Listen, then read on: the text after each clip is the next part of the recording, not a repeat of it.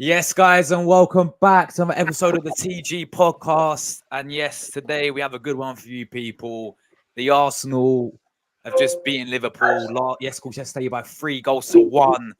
And we are for sure back in that title race. An absolutely massive win, a fantastic display from every single individual player. An absolute masterclass tactically by Mikel Arteta as well. And we're here to dissect all that. We're also going to be diving through the celebration police. Yes, the celebration police are back, people.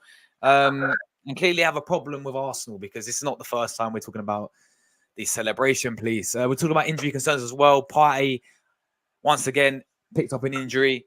Gabriel Jesus, once again, picked up an injury. And of course, we're going to look ahead to our game at the London Stadium next week away to West Ham. So, yeah, big up the panel with me. We've got Rory, we've got Liverpool fan Jordan, and we've got, of course, Seb.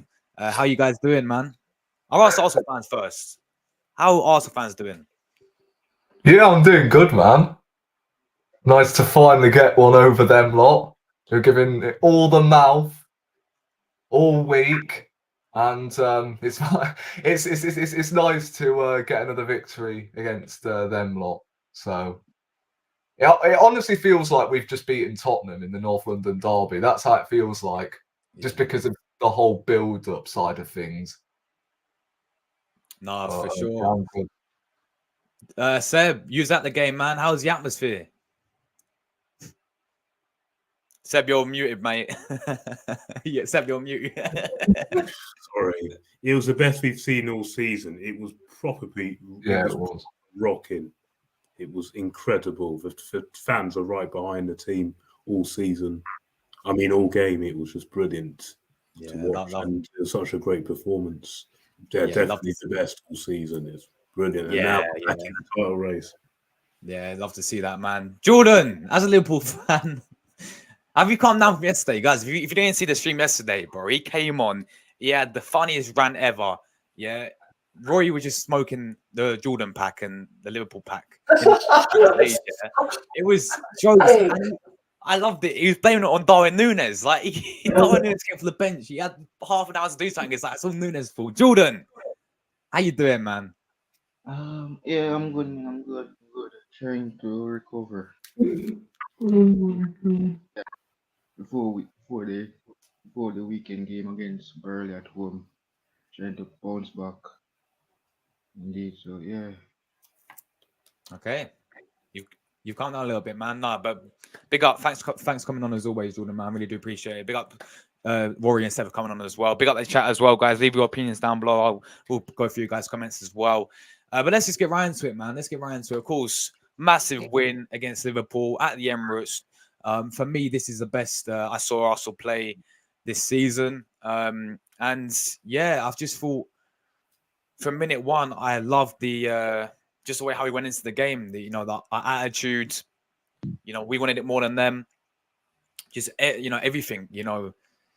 How we went into the game, and for me, we deserved that 100%. And I was going through the games today. I was looking at the stats. So I was like, they had one shot on target. Yes, they had possession, but they had one shot on target, and they didn't do anything. They didn't really trouble us. I mean, our goal came from our own mistake, really, from obviously Saliba and a bit of lack of concentration at the back. But they didn't even offer anything Liverpool against us, and I think that they was bad, but I think that's because of how good we were as well. And honestly, it was in individual performances as well. I criticize this guy a lot, and I'm not another fan base does, but playing Havertz up front, I thought we had a fantastic game. I thought Kai Havertz as a false nine had a fantastic game. Of course, we're going to pinpoint Jorginho and Declan Rice, and it's not the first time Jorginho has actually stepped up in a big game. I mean, we go to the Man City game early on in the season, he was absolutely superb, that one. And against Liverpool last night, man of the match performance. Lemter in the pivot was absolutely superb. And yeah, overall, it was a very, very good performance. And it's always nice to get one over Liverpool, man. Because how many times have we got battered by these lot over, especially going to Anfield? How many times do these lot batter us? So it's really nice to get one over these lot. And at the end of the day, these are our competitors, and these are the people we're challenging with in the league title. So this was, as we know how much going into this game, we knew what it meant if we would have lost it. For me, that, and I'm sure fans can agree, that would probably be the league title over. but now we've won it. We're straight back in there. Seb, I'll come to you first, my bro. Use that the game. Lucky you as well. I mean, as you said, it was the best atmosphere you've seen. But yeah, what did you make of that whole performance and the result, bro, against Liverpool? Very, very good, I must say. I thought the team were right up for it, and the way we pressed them and the intent, great to watch. Also, a little bit of grit and determination in there. I just thought that performance had everything in it. Of course, apart from that silly goal we conceded before half-time, which made me feel nervous, and it was a silly goal to concede it. And also, we started we started the first half. It was just so good. It was brilliant. We deserved to be in the lead. And also, apart from 5 minutes in that second half, where Liverpool started off well on top of us, I thought we really controlled the game. I thought we dominated it, and it should have been more than 3-1 if only we took our chances. But listen, you take a 3-1 all day long, especially after the cup game against them, and also we knew what it meant. We needed to win due to the title race, but now we are possibly back in it. But like I've said, take one game at a time, follow it on from when we play West Ham next week. But yeah, really happy, and yeah, the team really showed that they wanted it, and that's all you asked for at the end of the day: pride, passion, everything. And I thought we had the team really showed all that. I thought every player was brilliant. Even the subs, when they came on, they worked for a change. While Liverpool's when Klopp brought them on, didn't work. So that was great to see, and yeah, a really job well done. And you see, when we do well, I'm there praising the team all day long, and they get my absolute utmost praise for yesterday, because arguably that was one of Arteta's biggest games, I would say, of his Arsenal tenure. It was such an important game, and they passed the test. They did it. And this is the first time we've beaten Liverpool and City in the Premier League in the same season in 9 years. First time in 9 years. So it's good that we are breaking those records and actually getting up to scratch now. But like I said, it's a 38 game season, so it's how we do on from here onwards. But very happy and very proud of the team.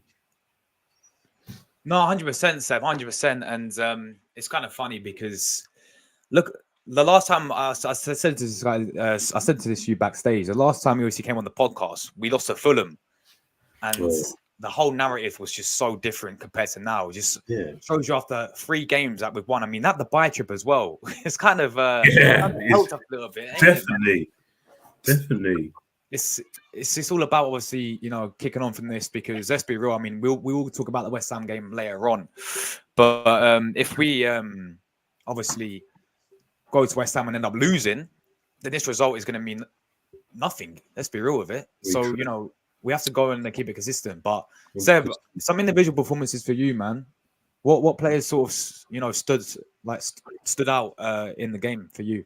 Jorginho, I thought he was absolutely excellent, and yeah, he's actually been very good since he's arrived. He's only, apart from that one mistake against Tottenham, he's actually done really well when he's come in. I thought he controlled the midfield really well. Declan Rice as well, absolutely superb. Every game has been very consistent. Martinelli, I thought, was very good, and I was actually annoyed when Arteta took him off. But to be fair to Ryan, we're winning that league now. We're coming for you in that chat. Winning the league now. Listen, back on your case now. You thought you could escape me. Go on, Seb. I'm back on your case now.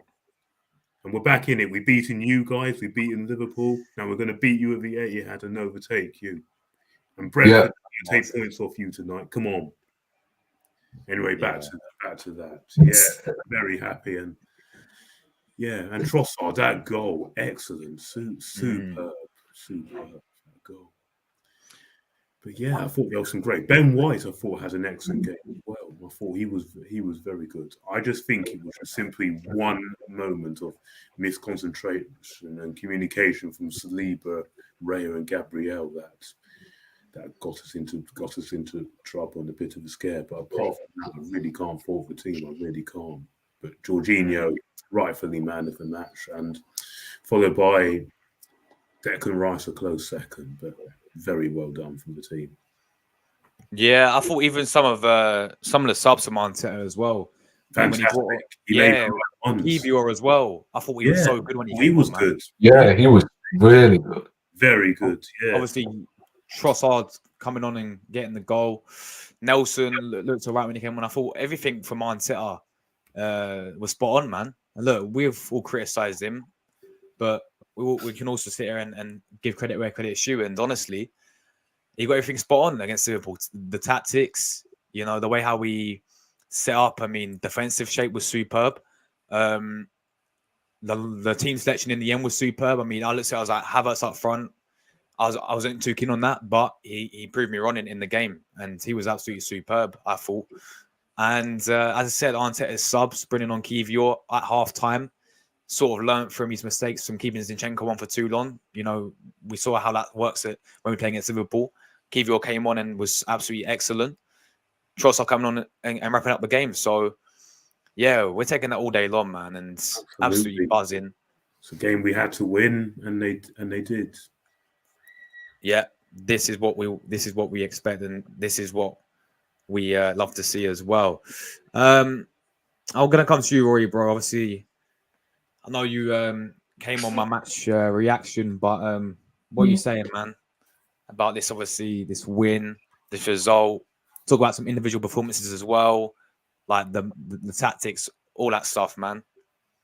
Yeah, I feel like that was the best we've played all season, in terms of the football and the fluidity.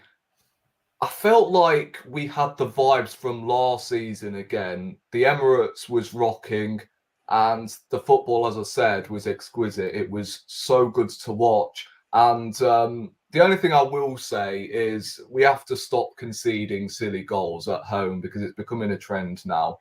Like, when was the last time we conceded at home where you can sit there, hold your hands up and go, Jesus, like, that's nothing we can do. Give credit where it's due. But it's always from our doing, and I am getting a little bit concerned about the goals that we are conceding at home. But nevertheless, we won the game anyway, and we deserved the win 100%. I mean, first half, first 44 minutes was just dominance, really.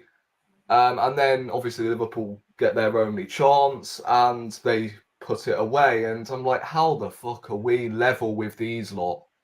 And look, I came into the second half and before the game that I wanted a win, right? I didn't want any draws. You can get away with drawing away from home at Anfield because it's Anfield. But when it's a home game against Liverpool, Man City, I don't care. You go and win. And we did that. Look, Martinelli, I thought, was electric. I was baffled the fact he took him off. Like, why the fuck did you take off Martinelli after Liverpool was starting to gain a little bit of control? They were going to obviously throw the kitchen sink at us because it's the last, 20 minutes. They're going to want to give it a go. And obviously, our job is to counter-attack like we did in the first half with Martinelli down that left-hand side. So I was baffled that he took off Martinelli, but Trossard came on and he scored. So I'll hold my hands up and go, you know what? Maybe Mikel does know more than me.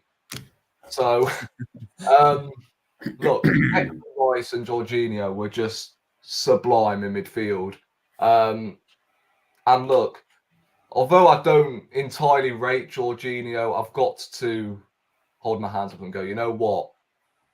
He's actually pretty good. Like, I wouldn't say he's the most exciting player to watch, obviously, but he's decent. You know, he's probably much better than most midfielders in the Premier League, and he's not even our first team midfielder. Crazy that. Like, how the hell do Chelsea spend 100+ million on Enzo Fernandez, 200 million, in fact, on both Enzo and Caicedo when you had Jorginho right there?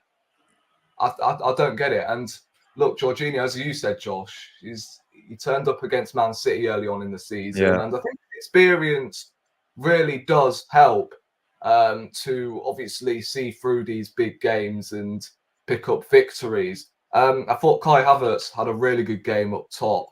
I hear some people slagging him off, which I just don't get. I thought he had a really, really good game in terms of his hold-up play. Yes, he should have scored. And say if that didn't fall to Saka, then oh my days, the amount of grief he would have received, because you've got to be scoring that. And we know that his end product is not the best, but his hold-up play, his link-up, I thought was all on point. Obviously got Konate sent off as well. I think people are forgetting that. So look, I thought everyone put in a shift. Maybe other than Salib, obviously with the mistake. I don't get why most fans are blaming Raya for that goal. I mean, if in doubt, kick it out. You get that. You get taught that in Sunday League, bruv. Just get it out. It's the last minute of the half. Clear it. And look, obviously, I love Saliba, and we all do, as Arsenal fans. But you've got to call a spade a spade. Like, he has made a couple of errors in recent games. Nottingham Forest, where he got bullied by Awonyi. And then yesterday, that mistake. I mean, obviously, I'm not going to be concerned about Saliba. I have no problems with him. I think he will learn from it. But nothing was as bad as that Alisson Van Dijk mess up yesterday. See, even the very best do it. yeah. Yeah. Yeah, but all I'm going to say is you've got to pinpoint these errors, because I hear fans jumping on David Raya because he didn't come and collect the ball. I hear some bloody grief towards Gabriel because it came off him. What is Gabriel supposed to do? Could someone tell me what Gabriel was supposed to do? You knew nothing. You knew barely anything about it. Yeah, and like, say if Gabriel did the same as Saliba, everyone will be jumping on his back as well. But because Saliba is one of the best centre-halves in the Premier League, and he's not bloody Romanian, then cool. We'll lay off him. But again, as I said, I have no problems with Saliba whatsoever. I think he will learn from it. Zinchenko at left back, I thought had a good first half, but I don't know what the hell happened with him in the second. Got taken off. Kivior came on, and I was sat there like, oh god. But Kivior actually did really well when he came on. Defensively, blocked a lot of shots coming in, and nearly scored as well. He was actually getting himself in and around the box, which is nice to see. And I think that was arguably his best performance since he got shifted in as a left back. Overall, I just thought, as I said, everyone did their jobs really. And yeah, if we would have lost, oh my days, it would have been all tits up, wouldn't it? Yeah. But if you lost, but a win is huge. And look, if we then go and lose to West Ham or don't beat West Ham, then we get slapped back into reality. So look, we've got to continue this form. And as I said in your match reaction, I actually had a funny feeling about the game. I just thought we were going to turn up and absolutely dominate these lot. I have some Liverpool fans that I've, tapped up at college, and I was telling them, nah. That's cap, bruv. We're winning. We're winning at the weekend. Come back to this when we win at the weekend. And I just can't wait until I go to college Wednesday to Oh God. Arguably, for me, that is the biggest win of the season. Yeah. That's Definitely. bigger than the Man City victory. So, yeah, I can't say any more, really. That was just a superb performance, and hopefully we can continue this form against West Ham at the weekend. Yeah, for sure, 100%. Let me come to a Liverpool fan. Let's get his point of view on it. Jordan, bro, we beat you 3-1. What went wrong for you guys, you think, Jordan? Was it Klopp's team selection? Was it Klopp's tactics? Was it the way how you guys obviously set out and performed against us? What'd you put it all down to, man? Why you came to the Emirates and lost to Arsenal?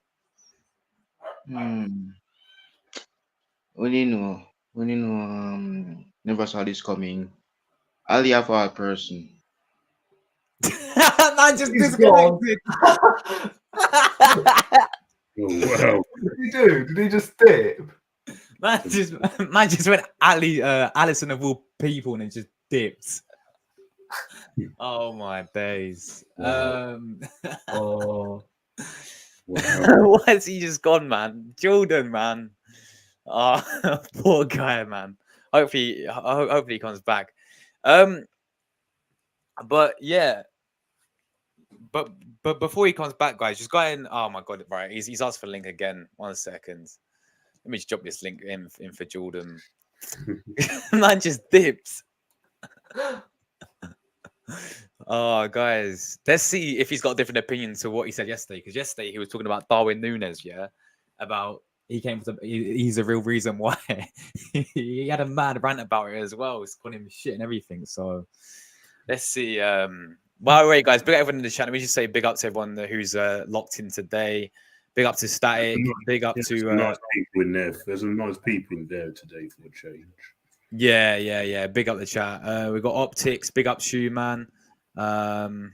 Big up to my brother from Belgium, Proddy, Ade, my Seb's best friend Ryan City goes in the chat as well.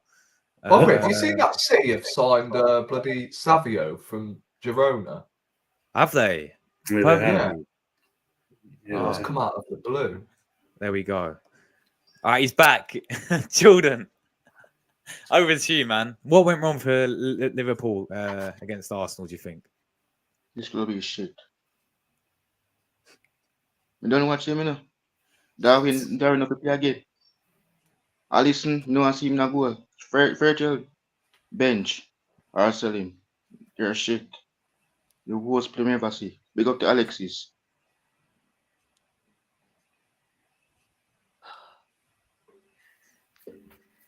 So that's the reason, because Núñez is shit.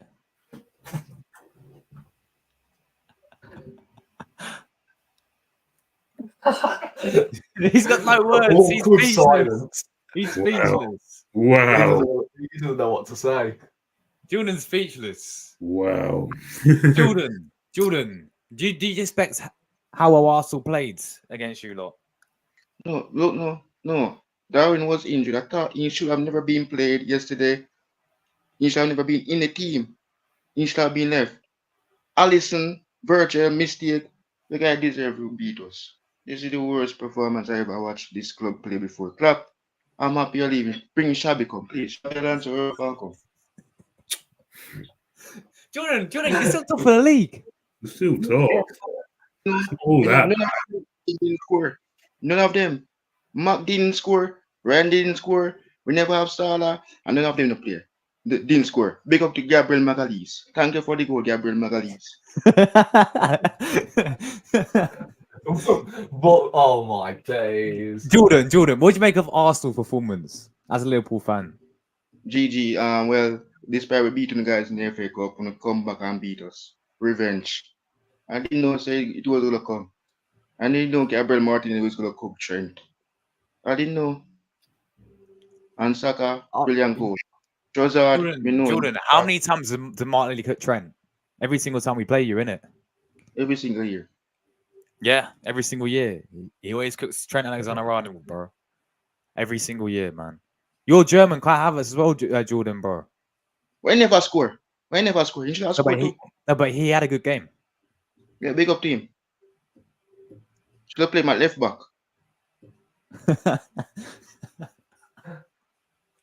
So Jordan, was you upset with Klopp's team selection? Is that what you was trying to say? Well, Nunez should have never been playing. He should have been rest. His foot. What he get when he got injured on after that game against Chelsea. I everybody was looking forward to see him on the bench yesterday. Wasn't I Nunes thought right? well Lucho didn't do anything. But Darwin should have never played. He should have rest for a weekend game. But yeah. What happened to Diego Jota, Jordan? No. Probably he not even fully recover. Or maybe I'm not sure. Because that guy, going into the game, I was almost right about him because he always seems to turn up against Arsenal. But I thought he was awful for you, lot, man. What's one player? I thought you said he was coming to your playground. Yeah. Yeah, that he was Emirates in the playground. like, it wasn't. I don't know. Jordan, What I will say, though, in terms of this, playground. Well, narrative. he loved to score against Arsenal. Like today, this year isn't his year. I mean, look, Jota wasn't his playground, but what I'm gonna say is Kivior, when he came on, put him in one of them baby swings and pushed him around. That's the only playground he was at. Get the Emirates. Jordan, are you still confident that Liverpool can go all the way this season? Because you are still top of the league. Right, we're at the top of the standings, yes. Because I react yesterday because of none of our players. It's not even because of we at the top. It's because none of our players didn't even score a goal, a simple goal. Shota didn't score, Lucha didn't score, Diaz didn't score, Mark didn't score. We never have Dom. But I'm happy we're at the top of the standings. We should have been clear if none of our players did score. If any one of them did score a simple goal. And that last is just shameless. I look at it, Jordan. I just think this is your second loss of this season, isn't it? Obviously, you should effectively be unbeaten because obviously we know what happened in the Tottenham game. But this is your second loss this season. You was on a mad unbeaten winning streak as well. Unbeaten streak as well. Yeah. You're still top of the league, Jordan. It's not over yet for you guys, man. After one game, it's not over yet. You know? So, look, I get you're frustrated losing. I mean, if it was me, if it's the other way around and we lost to you guys and we had one shot on target, I'd be the same as you, mate. But don't lose all faith yet, Jordan, bro, because look, literally what it does is it opens the title race up now between, I think it's a 3-horse race, Arsenal, Liverpool, and Man City. I think it's going to come down to the wire, Jordan. You know? Yeah. So, you guys got Burnley next, don't you? Yeah. Yeah. Anfield. You'll win that game and you'll be back on track, Jordan. But what's one player who can hold the head up high, Jordan, from Liverpool, do you think? Well, I have to say that, I have to give you guys credit a lot. Alexis McAllister. Yeah, I thought he was didn't any damage. Didn't any damage, but Alexis, he's good. He's good. I have to give him credit. Virgil and Alisson have figured out how they made that mistake. You cannot have two players going after the ball at once. It reminds me of the Germany against South Korea. What's your thoughts on Konate getting sent off as well, Jordan? Konate? Yeah. He get sent off yesterday. Oh my gosh. So no for you is Kwanzaa. Yeah, now you got Kwanzaa. He's good though, isn't he? Yeah. Yeah, so that's Jordan. Look, head up, man. You're still top of the league. You're still 2 points above us. I know City played today. I know I got 2 games in hand, but what it does do is opens the title race up, man. Opens the title race up. So big up to you. Look, I want to move on, guys. We're gonna talk about the celebration, please, because yeah, I'm sure everyone's Sky Sports. Yeah, people pay a lot. I don't pay for Sky Sports, but people pay a lot of money to watch Sky Sports, and like have all the breakdown and all the tactics, all that stuff, yeah. And all they cared about on Sky Sports was Arsenal, and that's all they focused on was Arsenal celebrating too much. I mean, turn it in. You got the likes of Jamie Carragher, Roy Keane, Gary Neville, all on there, digging into Arsenal yet again for apparently celebrating, over celebrating. Yeah. Like, speaking of Carragher, sorry to cut you off, but No yeah, he was in the studio tonight for the Brentford Man City game, and he's just said that Arsenal the best team defensively in the Premier League. Ha! Unbelievable. Oh my God, Jamie Carragher. I remember Jamie Carragher, yeah. He was commentating the game when, because there's going on about Arteta and how he, was running and all that stuff. I think we scored our second or third goal, yeah. I remember when, Jordan, you played Everton, yeah? And Jurgen Klopp ran onto the pitch. If you guys remember that, back in 2001. Yeah, I do. He ran onto the pitch and celebrated with Alisson. Yes. And Jamie Carragher said nothing about that. he started going along with it. And also when Liverpool drew 2-2 with Fulham last season, when they got a last-minute equaliser, look how he celebrated that. And a few years back when we drew 3-3 against them, when they equalised in the last minute, I think it was Joe Allen. Look at the way Klopp was marching. Yeah. You see? I also remember last season as well, when Liverpool beat Tottenham 4-3 and Jurgen Klopp ran straight to the fourth official. Yeah, remember that? When he pulled his hamstring at the same time. Yeah. Exactly. Seb, I'll come to you, man. What's your thoughts on all these comments about Arsenal over celebrating? Punditry is in the gutter. It's in the bin. I'm just like, do you know how hard they worked for that and how important that was? Why aren't you allowed to be happy? And plus, we were only celebrated out there for 3 minutes. It wasn't like 10 minutes or 20 minutes or half an hour when you're still out there. It was only a few minutes celebrating with the fans and the players. Like, what's wrong with that? And it wasn't an over-celebration. It was a few minutes of just the team together. Congratulating the fans as well. That's what you're supposed to do. The ones who've made all their hard work, all their journey efforts, get in there. I'm like, what goes on in these people's minds? We had this a lot last season and the season before. I'm like, you play football, it's enjoyment as well. I'm like, because I've seen worse over celebrations, like you mentioned when Klopp ran on with that pitch to celebrate with Alisson and other stuff. I'm like, the only time I'll commit when we did over celebrate was that 2-2 draw at Palace when Lacazette scored that last. Yeah. That one I'll admit was an over celebration, but not that yesterday. Not that. I'm like, these guys have worked hard for it. It's just Jamie Carragher being salty because your own team lost. You thought you were going to come to the Emirates and steamroll us, just like I'm sure a lot of Liverpool fans did. Because seriously, I saw a lot of those videos and those podcasts saying, Arsenal are awful. Even James Redmond was on the smoke. A person who I've got a lot of respect for, who I absolutely love. Even he got into that. Remember when Arteta got suspended for over-celebrating in the Luton game? It's ridiculous. What are you supposed to do? What are you supposed to do? Oh my God. Exactly. I don't know why celebration is such over-celebrating is such a big deal nowadays. I don't get it. What are you supposed to do? Say, yeah, all right.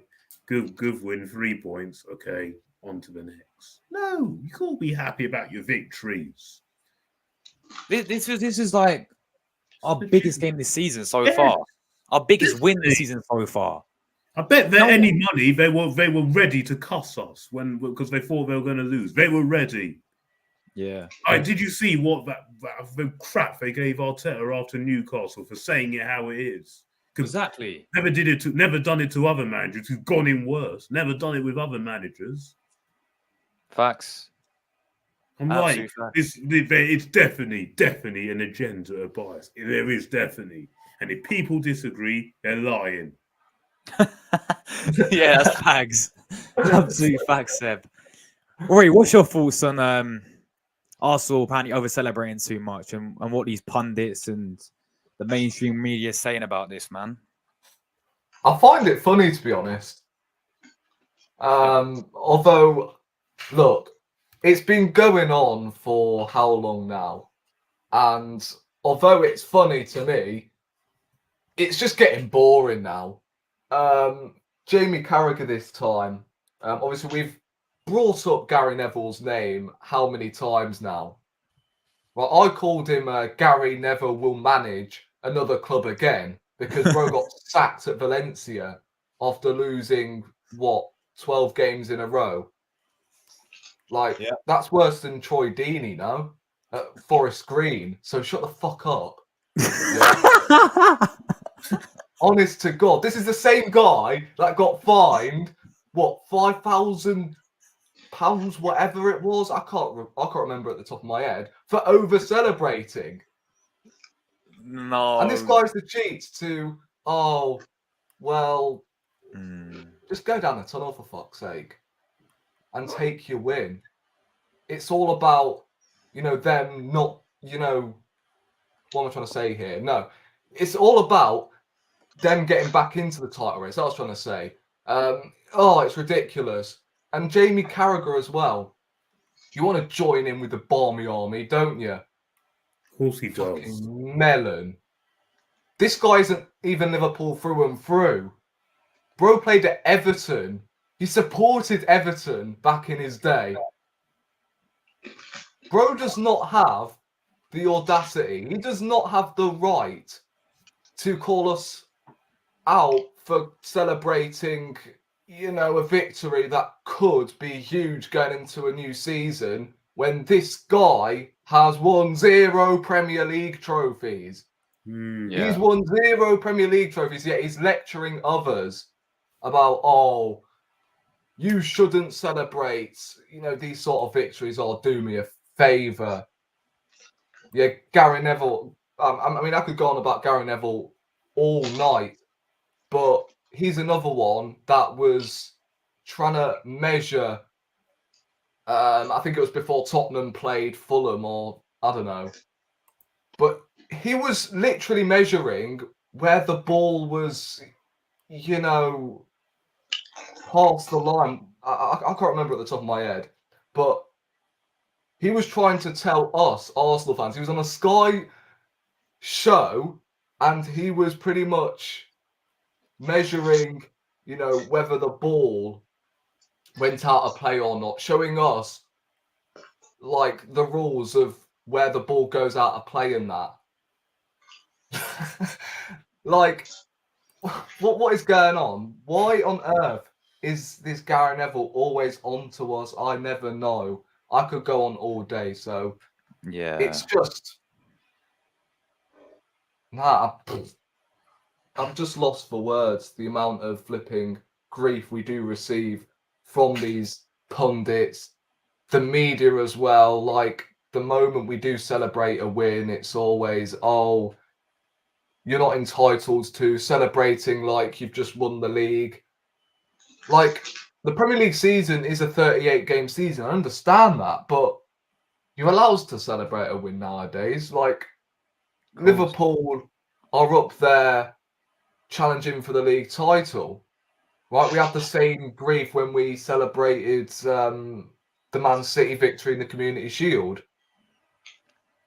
Like, it's just can't be bothered. And even in the Manchester City game where we played in the Premier League and we won 1-0, them lot still came on to us and went, going in the crowd is just discrimination, mate.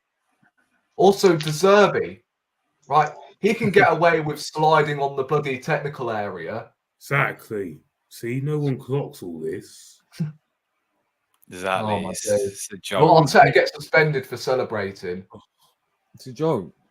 It won't surprise me if I look up Twitter after this and I see Arteta's been suspended because he was, doing what Klopp's booms, chest pumps, whatever you want to call them, at the end of the game. It honestly won't surprise me. That's also a Yeah. problem. For real, Honest man. God, it's just a joke. Yeah, Ma- it really is, man. Jordan, do you think Arsenal are over celebrating? Really have a great point. This morning I saw your guys' manager, Mikel, was doing mocking your club's Yeah, he's punching. mocking his celebration. That was quality. I'm not gonna lie. Believe me? This man is just mocking our manager. That's club's style. So he's mocking everybody. I've seen everybody saying it on my I've seen it on TikTok that this man is mocking this manager, this Liverpool manager. So he's gonna leave in May. So celebrating, yes, yeah, and seeing Klopp running on the field when remember that 7-0 win that we gave Manu. He also run on the field to Alisson Becker as well. So yeah, that should have been. I don't know if they will be suspend Mikel for doing that mocking another Imagine we team. get suspended for mocking Klopp. Yeah, but I'm not That'd be sure what will quality. they do. I'm just mocking other managers celebration. So indeed, so that's not called for mocking someone's celebration. So yeah, so and then I saw deserve sliding on his knee. So every time, So you think Arsenal are over celebrating, in your opinion? yeah. Oh, that's fair. Okay. Well, of course you'll say that as a Liverpool fan. That's fair. That's fair, Jordan. Okay. That's fair. All right. I'm gonna move on. We're gonna move on to injuries because once again we got news before the game on 2 players. We got news about Partey. I made a whole video on this guy. You know, he deliberately missed AFCON. He chose club over country just to get fully fit back and play with Arsenal. Turns out, you know, we all got excited that, you know, he's back in full training, confirmed by Arteta. We saw the pictures. Partey's back in full training. We all thought he'd be playing Nottingham Forest. Arteta says he's not fit for that one. He came out again and said he's not fully fit. He's got a problem with his thigh or wherever it is again. Once again, Partey is not fit for Arsenal Football Club. As well as we got news before yesterday's game about Gabriel Jesus. Once again, missed out on the game due to another injury. But yeah, Seb, I'll start with you. I want to ask you this question about Thomas Partey first and foremost. Injured yet again. Is it time to move on from Thomas Partey? What's your thoughts, man, on this player always getting injured? Yes, it is time for him to move on, and I think the club needs to now because this is just beyond ridiculous. We can't continue like this. And of way, you've got to feel sorry for him because he's such a great player, but he can just never stay fit. And the fact that he's had another setback, and honestly, I wouldn't be surprised at this rate if Timber returns back before he does at this rate, and apparently this is the worst injury he's ever had. And yeah, probably true, because I don't think he's played a match since the start of the season when we were playing him at right back. I don't think he's played since then, since that Fulham game. I don't think he came back at all since. No, he didn't. Oh, he's been out since then. Yeah, something is just not right. And the fact he's only had these injuries since he's come to the Premier League. Maybe the intensity of it doesn't suit him or something. I made the whole video about it, and I was going through his whole track record. I think he's at Atletico Madrid for 7 years. He missed 7 games in his 7-year tenure at Atletico Madrid due to injury. Now look at how many games he's missed for Arsenal. It's actually quite mad. At Atletico, he never got injured. But at Arsenal, it's like every single season I was going through it. Every single season he's picked up an injury and he's missed big games and big moments for us. Continue like this. And the thing is that we definitely need another midfielder. We need that position solved because we can't rely on him to stay fit. There just comes a point where you just have to say, "No, we can't continue." And also, he's 30 now. He's not going to get any younger, so we might as well move him on while we can get some good money for him. And there are teams still interested, especially teams from Italy. So Yeah, it's a shame because he's such a great player. We saw how Yeah. last season was good and how integral he was to that team, and we have missed him. Let's be honest. I know Rice has come in and done superbly, but the thing is, Rice has been doing everything on his own in midfield and spending half the time near the back. But the thing is, if Partey was there, then Rice will be able to come further forward, and it will actually help players like Martinelli. And I think that's the reason why he's been struggling, because last season Xhaka was helping him in the left centre mid, and it worked as a treat. But Rice hasn't really been able to do that at all, because he was also playing when he was playing at right back, supposedly. Then Rice had to do that as well, and since he's been out, that's all he's been done. And actually, when Jorginho came in, Rice was a bit further forwards as well, but Rice was able to go further forward, and Martinelli had a much better game, you can see. So the miss of Partey is much bigger than you think, and yeah, I'm glad that we are looking at players like Zubimendi and Onana and Douglas Luiz, because Do you really think that type of midfielder is going to be better than Partey? Having Partey, do you think it'll be a good replacement? Like, do you think there's because it's a tough one, because I don't think Douglas Luiz is, because he's having a great season at Villa. Don't get me wrong, but I just don't see him being Thomas Partey. I just don't think he does half the stuff that Partey does. Zubimendi I've actually watched a lot more of since we were linked with him last year. I have been very impressed. I think he's quality, to be fair. Most important player. And people saying he could turn out to be another Rodri. Well, you never know. And if that is the case, then that would be brilliant. Onana is also a player I like. Very powerful presence in that midfield. He's still very young, so he fits into the system. But yeah, I'm actually glad that Arsenal are starting to do that. And if you actually look at how Arsenal have done it, they waited for the window to close first, and then they announced it. Well, maybe they knew all this before the window shut, but they only chose to announce it after the window closed, because they didn't want an overreaction from fans as well. I think that was a bit cheeky as well from the club as well. And let's be honest, we kind of knew he was going to have a setback. If he wasn't in the squad against Forest, then I thought, nah, he ain't going to be ready for a couple more weeks. But he's pictured back in full training, man. He was, yeah. So I don't understand. This guy is what is it? I don't get this. I feel like something else personally is going on myself. This is just like my opinion. There's nothing factual about this. All we know factually is this guy's very injury prone. Yeah, I just don't understand it. How this guy is getting injury, setback after setback after setback. He's back in full training. Everyone's getting hyped up. Everyone's putting pictures about Partey back in full training. And then next thing we know is, oh no, he's not ready yet. He's had a setback against Forest. Yeah. All right, maybe he'll be available for Liverpool, but no, he's not available for Liverpool now. What is going on here, people? Yeah. And like I said, I wouldn't be surprised if Timber returns before he does. Seriously. Because this is beyond ridiculous now, all these setbacks and injuries and all that. And it's nothing new, because we've seen it all before. It's nothing new. Yeah, it's nothing new, exactly. What we'll say is, like, I do believe he will move on in the summer as well. We need to get good money for him, number one. And we also need to go and get in a very, very good replacement, because I've always said it, Partey for me is our most important player when he's fully fit. But people say, how can he be most important when he's... Because he reminds me of Vieira, some of Vieira vibes. Yeah, for real. He's quality, man. We've not had that. This is what I'm saying. Like, we get replacement in. That's why I asked the question. Like, is there actually midfielders out there who can come in and do a same level of how Thomas Partey plays out there? I think Zubimendi's a very, very good shout. I've been really impressed with that guy. The only one I can think of is Tuchemeni. Tuchemeni, that's what I was about to say. I think he could, but someone like Tuchemeni. What about Frankie de Jong from Barcelona?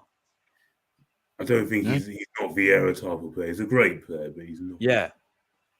Yeah, Tuchemeni's a very good shout. It's just whether we'll pay the money and go in for someone like him. But this is what I'm saying. If you want to get rid of someone like Thomas Partey, you have to go and get someone who's on a similar level, replacement. I think Zubimendi is a great shout. I really do.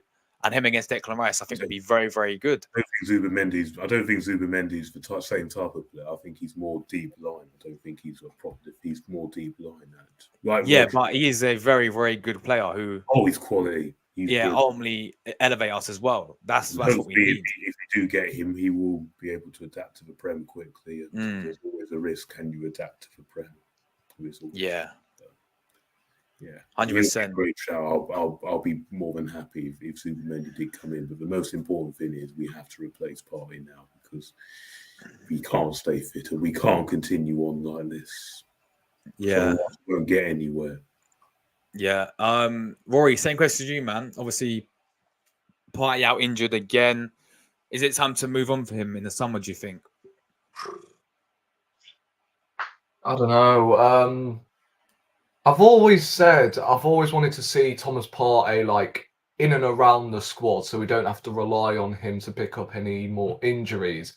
I don't think we can rely on him to start games. That is a given already because, look, it appears that even in training, when he's just come back from an injury, a long-term injury, he just breaks down again.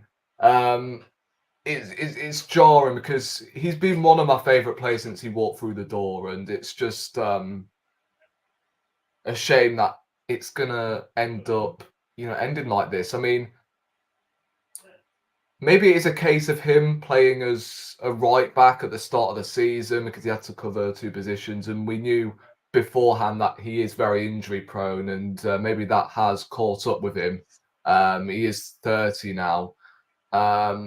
And look, that midfield in Xhaka, Partey and Odegaard got us into a title race in the first place last season. So I partly want to keep the midfield that got us in the title race in the first place.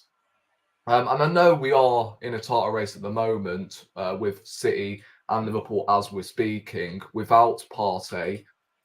But I still think we are missing him. And the football obviously has been very slow, and I think with Partey there's no other midfielder in our squad that can break the lines better than Partey. So I think we do need a replacement for Partey who can start week in, week out.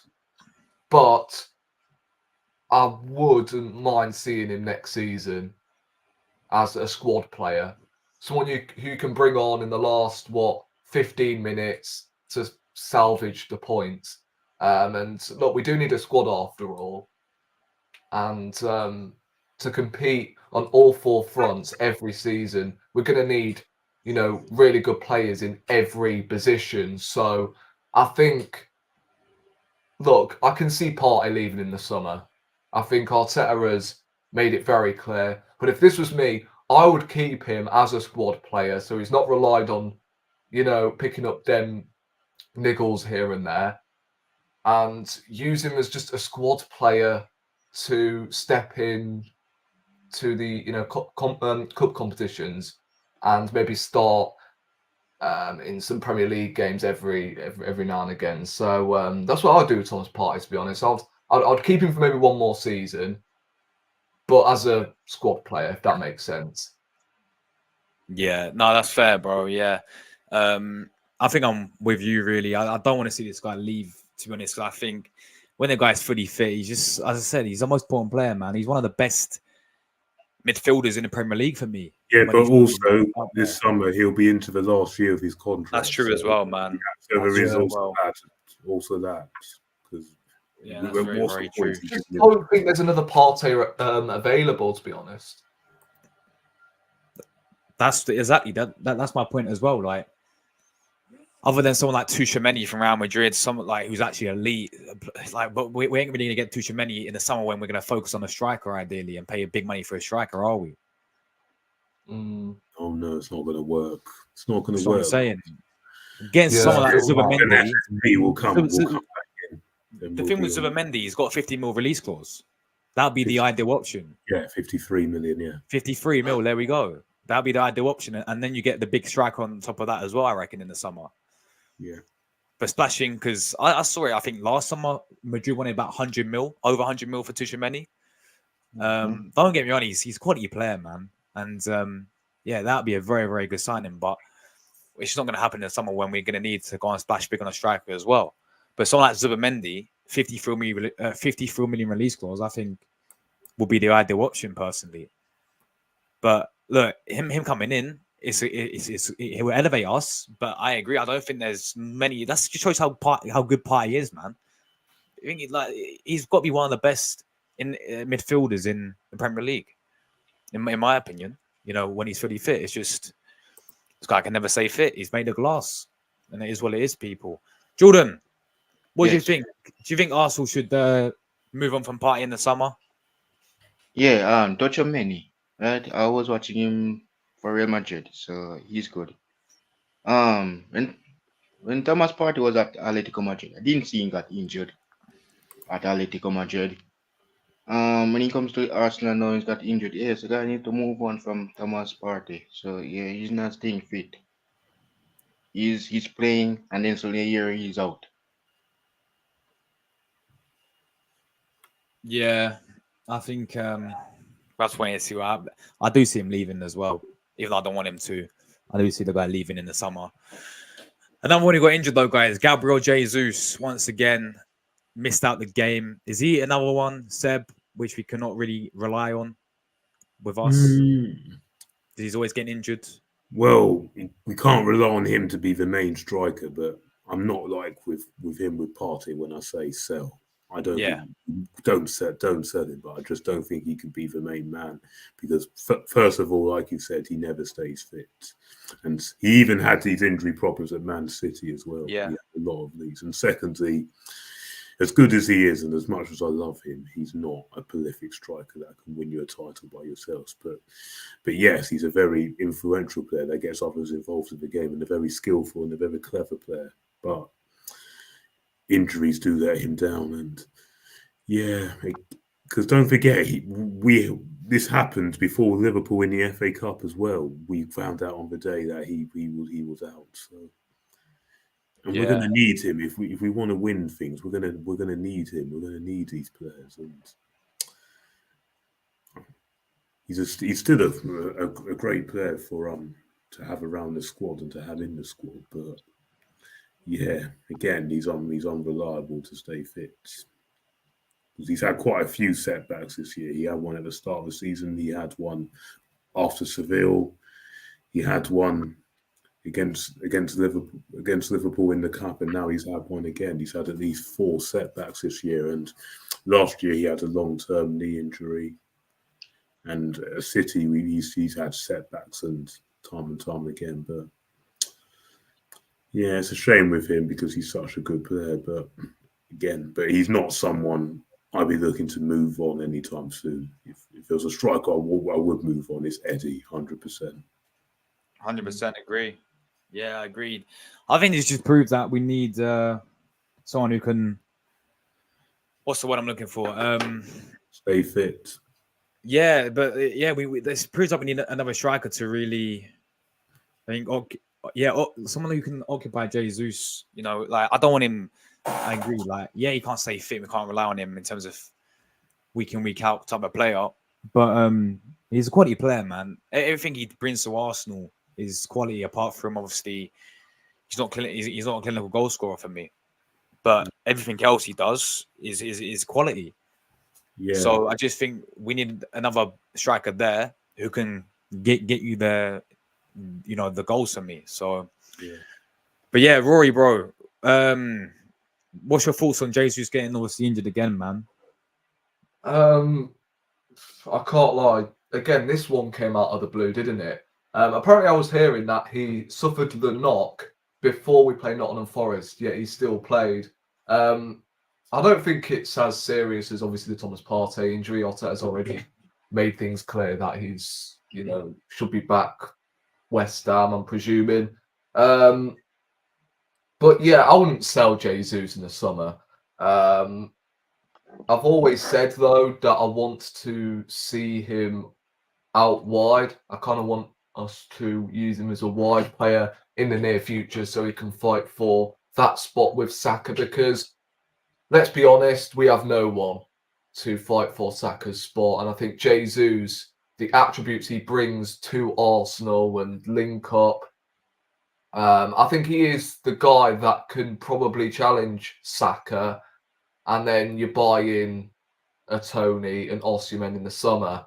But yeah, there's no way I would sell him just yet. If these injuries, continue, although he's in a new position, then yeah, you can probably say sell. I understand where people are coming from when they do say sell Partey, because it's just becoming ridiculous now that we're in February and it's just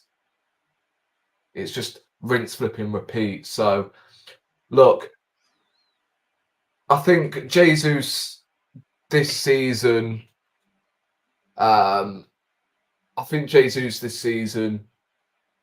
should be one of the wingers. Maybe not now, but as I said, in the near future, I think you could get away with starting him as a forward because of what he brings, other than obviously goal scoring.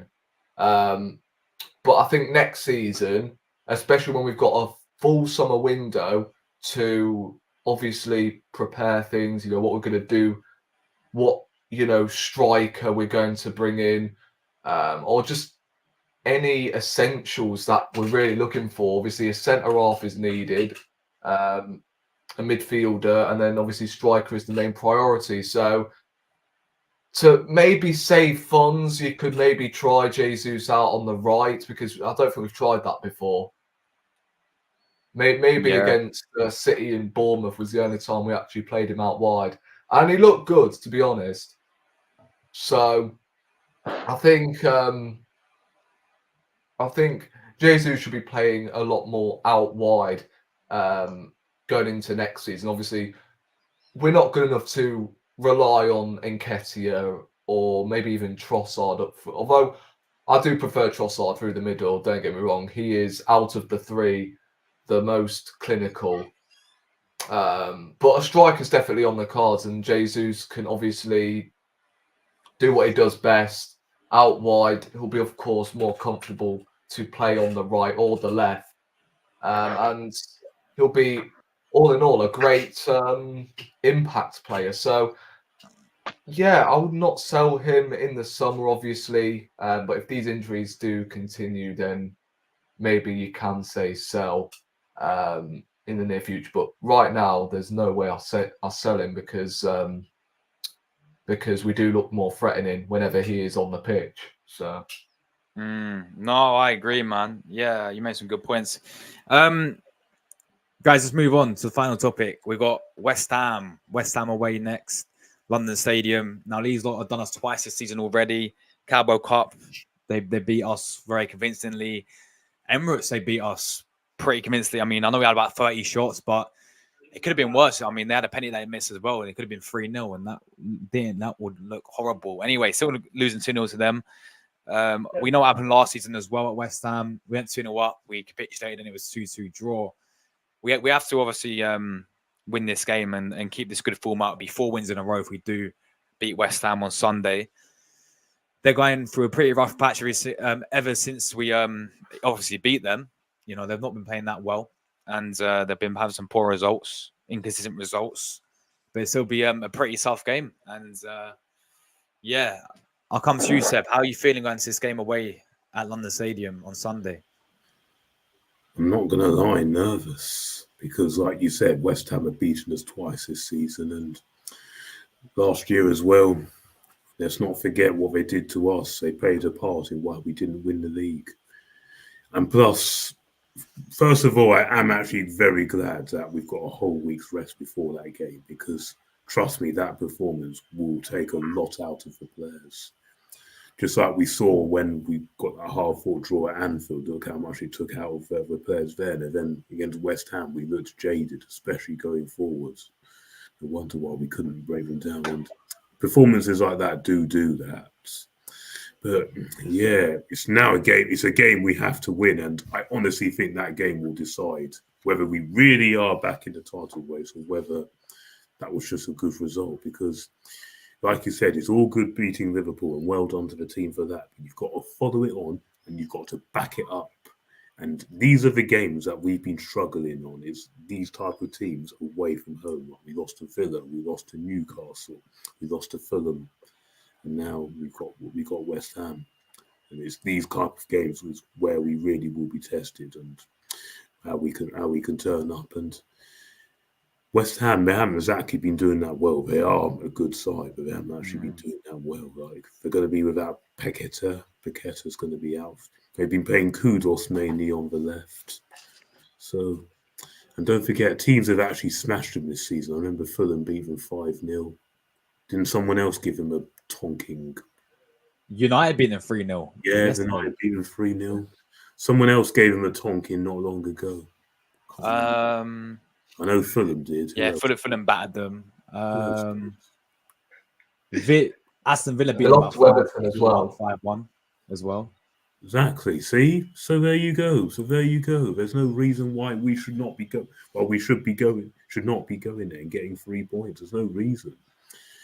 There's no reason for it. And again, it's all comes down to the mentality. Do these players really believe? Do these players really want to win it? Do these players really want to be in a title race? Declan Rice as well, because for twice he's played against them and he's been poor, especially in that league game. So don't let the occasion get to you, because we need him to put in one of those top performances. And we're still hearing these West Ham fans bitter about it, because I could tell you they were very angry that he went to us and not to City. They are very angry. They still can't get over that, which they need to, and acting as if they're bigger than Arsenal when they're clearly not, and acting as if they're champions of Europe when they're clearly not. But still, we've got to put that right, and we've got to go out there and shut them up, because they'll be right up for it. The team will be right up for it. So, and we've actually dipped in London derbies this season. Like last season, we didn't lose a single one, but this year we've lost to Fulham, we've lost to West Ham, we've drawn to Chelsea, we've drawn to Tottenham. So we've got to correct that record now, because now what we do from now to the end of the season is going to be pivotal. And hopefully that what we need to do this season reminds me a bit of previous seasons. Like, remember the won't go as far as the 98, because of course you won't remember that, because that way we went on an amazing run. We were like 8 points behind, and then we went on an amazing run and then won the league. Remember the 2014-15 season where we started the season where we bought Alexis Sanchez. We started off low like that, and then the second half of the season was incredibly strong, and we walked and won the FA Cup. We need to have a similar ending to like that, and I think next week is going to be big, because if we beat West Ham, I'm confident we'll beat Burnley and we'll beat Newcastle. But if we don't, then again, it will still show that there's a reality check and that we're still not ready to win this league. But don't forget, we have the Champions League. Yeah, that as well. Yeah. And look at the games we got coming up. We've got some very hard games coming up. We've got to go to City. We've got to go to Spurs away. We've got to go to Old Trafford. We never do well there. We've got to go to Brighton away. Wolves away is going to be difficult. So Newcastle at home will be pretty tough, because they always give us a good game to beat. We should be beating them at home, but it's these away games. Villa at home. Yeah, Villa at home we should be dealing with, but yeah, you're right. But it's these away games is where we're really going to be tested, because these are the type of games where we've not shown up this year. And just please go there and win again, because again, it really will show that we're back if we do win. Team selection wise, said, what are you going to go with? I'll go similar to how we went today. So I keep the same back four. I keep the keeper. I keep Jorginho in. I keep Rice in. I keep Odegaard. If Jesus is back, you start him. If not, then I'm actually going to start Trossard down the middle. Yeah. Kai Havertz did okay. I'll give him that. He did okay, but I'm still not convinced, because there were still times in that game where he just slowed everything down and unbalances things. And I'm sorry, I've just not been a fan of that signing at all. And it's one where I just don't like at all. It was the club just didn't need to. Arteta just didn't need to do that. And If Jesus isn't fit, you play Trossard down the middle for me, because that works, that links up play, that breaks teams down. So, yeah, but otherwise similar to that. Or maybe there is a case that if Kudus is actually playing, especially on the right, you could actually play Tommy Ashu there instead of Zinchenko. There is actually that case. Then save Zinchenko for Burnley and Porto. There is also that to also think about. So, yeah, he's got a few selections. Hopefully Saka will be fit because he did also come off Hopley. Oh yeah.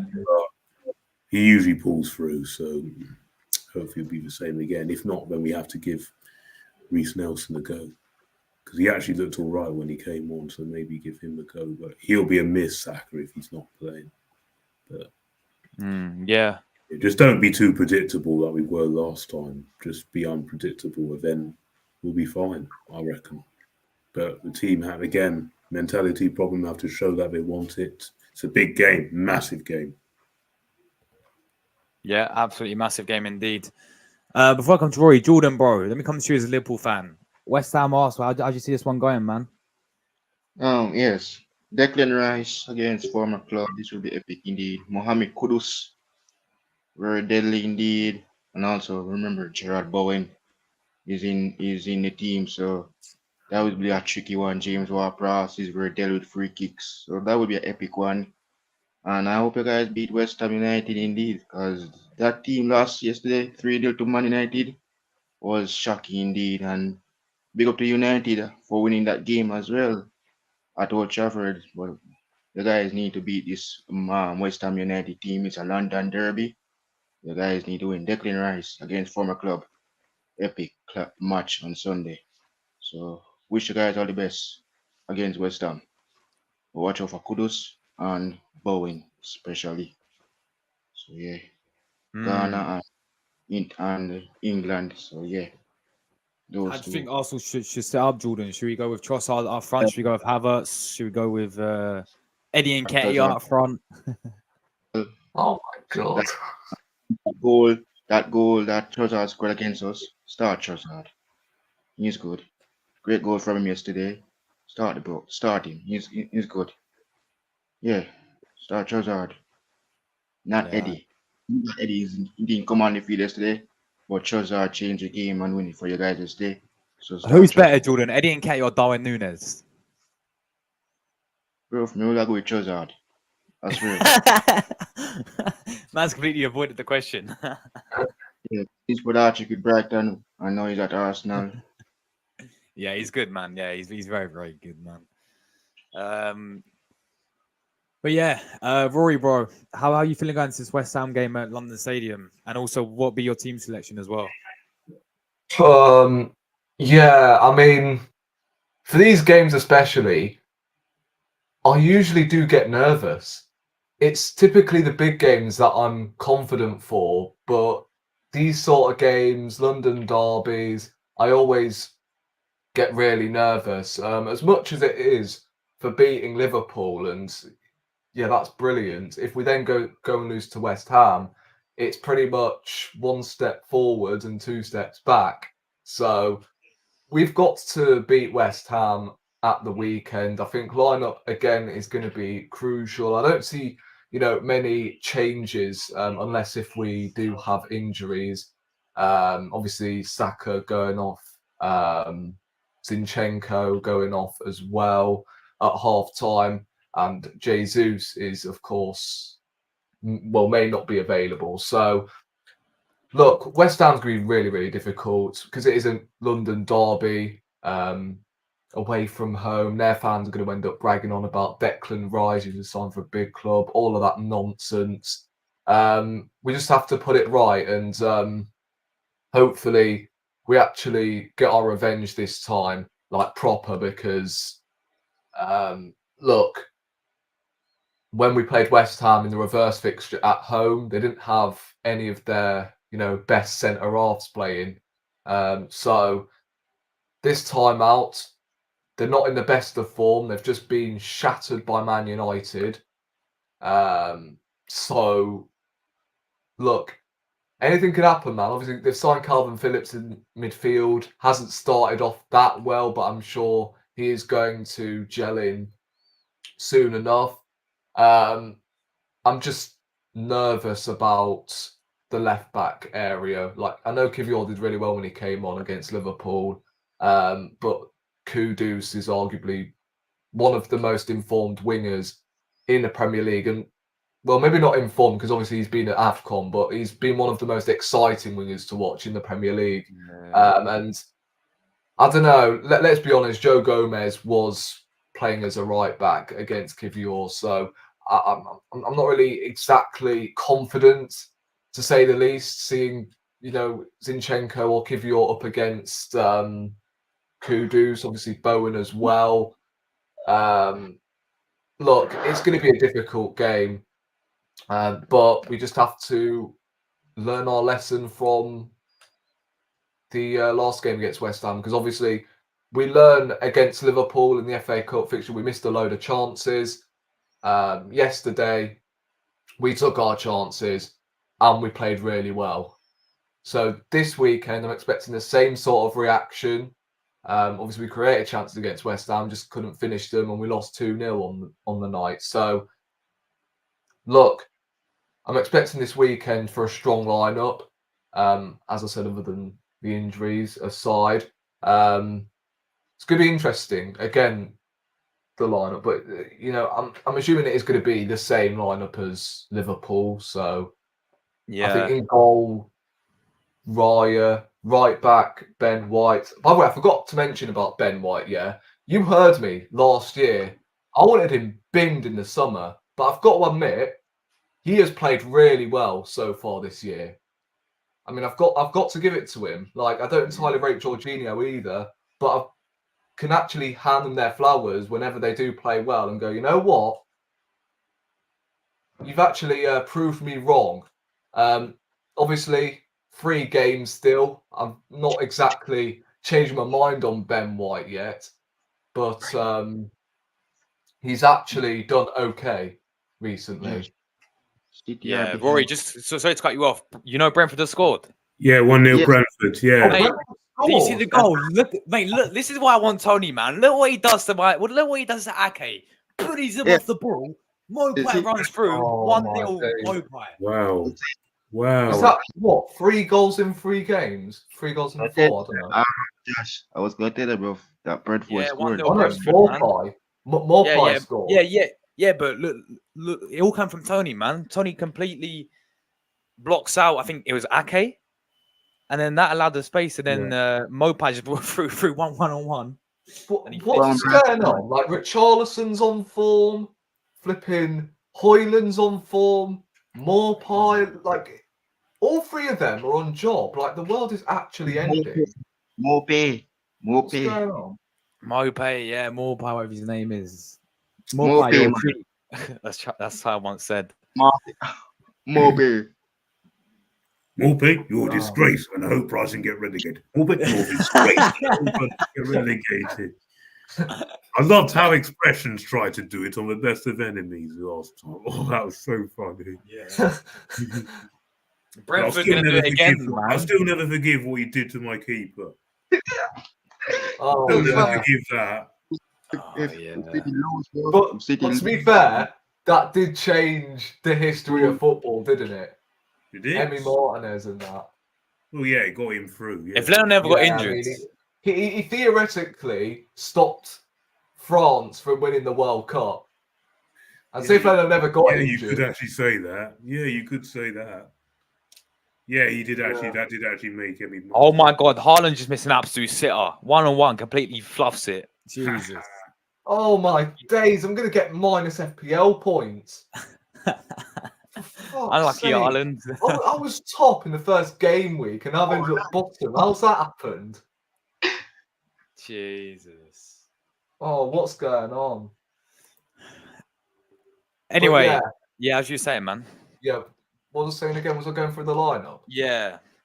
So, as I said, Ben White's done really well so far this year, and hopefully he does continue. So, Ben White right back. If Zinchenko is fit, you start him as a left back. Centre half Saliba and Gabriel. Midfield Jorginho, Rice, Odegaard, and then front 3 Saka, Martinelli, and If Jesus is fit, then I'll go with him up top. But if he's not, then I'll go Trossard through the middle. There we go. Maybe even if Jesus is available, maybe I would have started Trossard through the middle. Because, as I said earlier, out of the three strikers we have, Trossard's probably the most clinical one out of the three. And Trossard isn't even a striker. So maybe you start him up top, even if Jesus is available. So yeah, that's what I'll go for, to be honest. Still a strong enough team to take down West Ham, and they're leaking goals, man. I mean, I'm hearing Fabianski could be starting in goal for them Lucas because Paqueta is out as well was for them. injured. Oh, Lucas Paqueta. Yeah, Paqueta is out for them as well. Yeah, Paqueta's out. Areola could be out. They've got Kudus Because- back though, which worries me because that guy is a very, very good player. Yeah. But Paqueta, I mean, everything goes through him. Yeah. So Let's do some quick score predictions. Rory, what are you saying, score prediction wise, for the game? I'm going to say 1-0 Arsenal. I think we'll scrape it. Jordan, score prediction: West Ham, Arsenal. West Ham Arsenal. You know what, man? I'm going for a 2-0 win for you guys. Okay. 2-0 Who? win. 2-0 win Yeah, Arsenal, yeah? Oh, Trossard and Saka. Oh, okay. Seb, score prediction for West Ham, Arsenal. Yeah, I'll also go with a 2-0 win. 2-0 win as well. Yeah.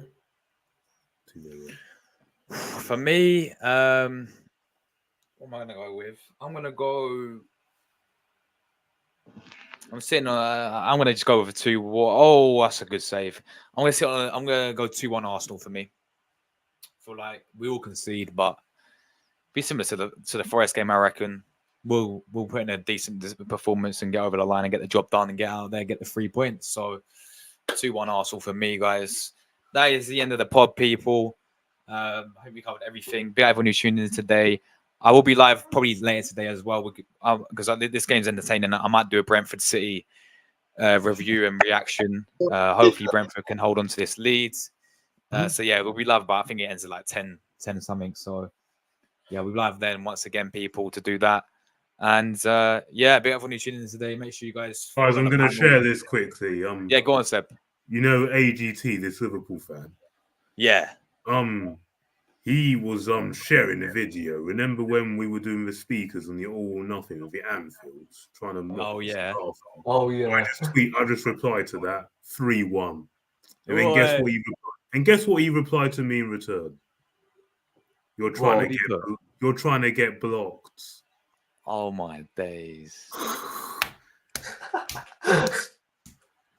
Oh my days. Anyway, Seb, you got any articles coming up?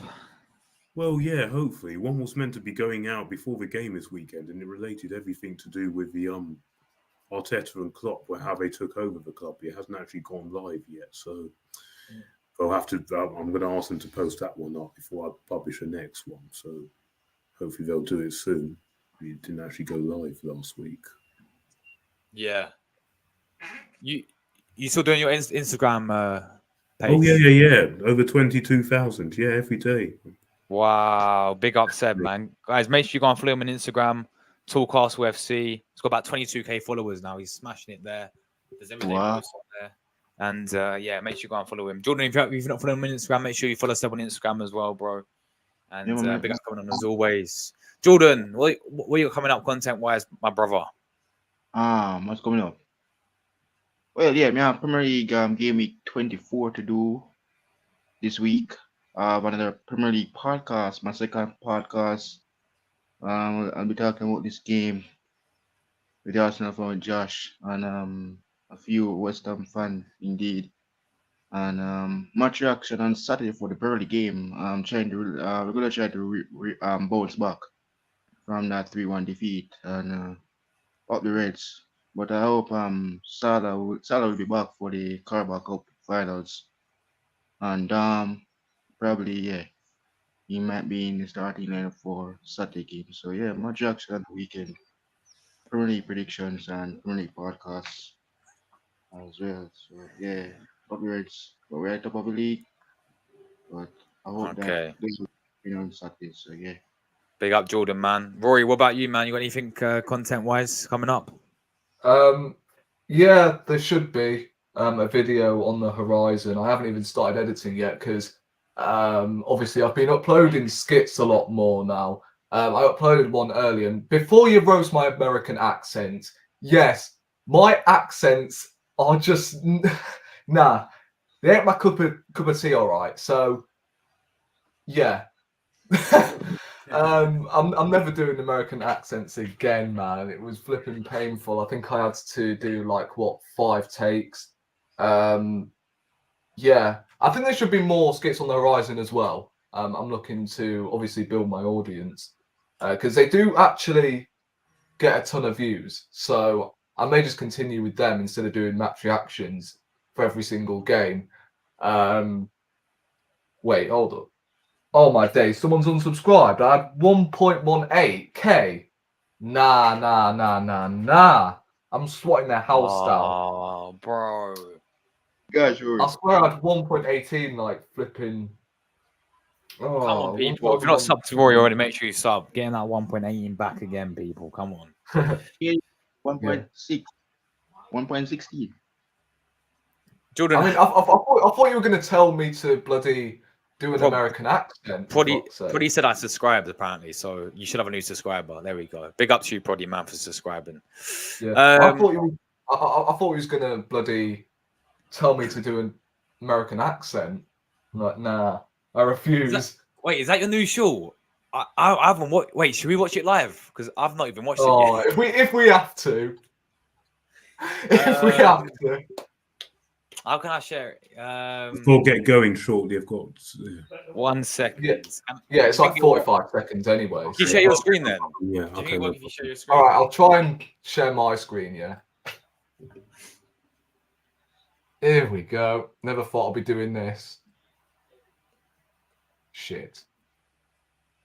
Oh. What's going on? There you go. You got another new sub as well from Ade. Big up, man. Big up. Appreciate that. Right.